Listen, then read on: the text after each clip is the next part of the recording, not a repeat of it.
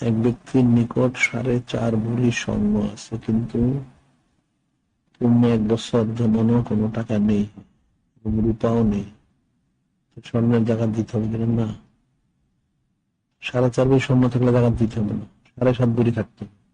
যদি কোনো টাকা থাকে সাথে রূপা থাকে, তাইলে ওই টাকার হিসাবে দাম উঠবে। আর যখন টাকা রূপা নেই, তখন আর স্বর্ণের জাকাত দিতে হবে না, 7.5 ভরি পূর্ণ না হওয়া পর্যন্ত। আর স্বর্ণ 7.5 ভরি না হওয়া পর্যন্ত জাকাত দিতে হবে না, 1 বছর পূর্ণ না হলে। যদি রূপা এবং টাকার সাথে না থাকে, রূপা বা টাকা কিছু থাকে, তাহলে তখন 1 ভরি স্বর্ণ নিলে জাকাত খরচ হয়ে যায়।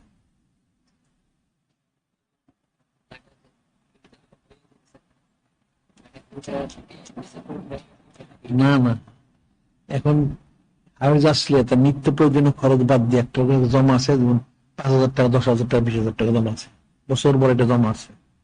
আবার এদিকে 1 ভরি 2 ভরি স্বর্ণ জমা আছে, তখন এই 20,000 টাকা আর 1 ভরি স্বর্ণ 1,14,000 টাকা, দুইটা মিলে হলো 1,14,000 আর 20,34, 1,34,000 টাকা তাকে জাকাত দিতে।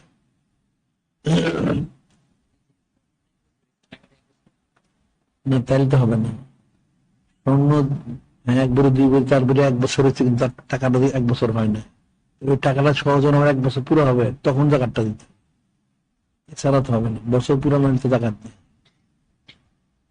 নেশাব পূর্ণ হইতে হবে, এবং পূর্ণ নেশাব মালিক হইতে হবে, আবার বছর পুরো হইতে হবে, তখন সে জাকাতটা হবে।